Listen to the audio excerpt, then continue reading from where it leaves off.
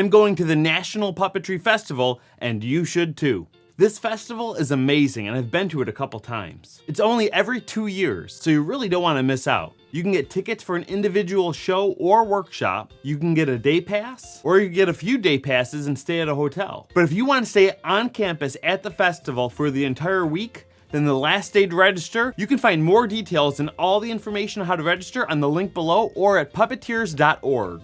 This event is huge. It's a great way to connect with other puppeteers and get involved with the puppetry community. But beyond all the amazing people you're gonna meet, there are so many awesome things you can do there. And here's just a few of them. There's gonna be workshops from the Jim Henson Foundation and Jim Henson Legacy, and the Moving Right Along bus tour of historical Jim Henson sites. And that's gonna be with Craig Shemin and Heather Henson. There's gonna be a symposium, which is a great way to network. Workshops on making puppets and how to perform them too. And make sure to bring your puppets for the puppet parade. And that parade is free and open to all. And another thing I'm really excited about is getting my photo taken with the Jim Henson statue that they have on the campus.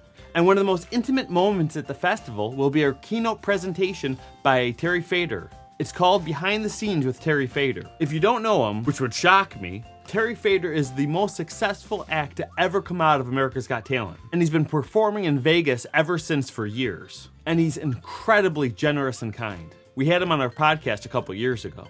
And one of the staple parts of the festival is the Puppetry store. There are tons of puppetry related things for sale there, and products and tools. And yes, you can even buy some puppets there. And I'll even have some of my books in the store too. Recently, a lot of people have been asking me to sign the book for them. It's something I'm still kind of coming to terms with, because it just feels weird to me. But if this is something that you want, the best way to get that is to come to the festival. However, I highly recommend you order it on Amazon first and bring it to the festival, because I can't guarantee that there will be enough copies there for people to buy. I only have so many that I can bring with me. So if you're interested, make sure to look up Puppetry 101, creating film and television style puppetry. But if for some reason you can't make it to the event this year, that's okay, there's another virtual option too. Check out puppeteers.org for more information on that as well. Anyway, I hope to see you at the National Puppetry Festival. See you there.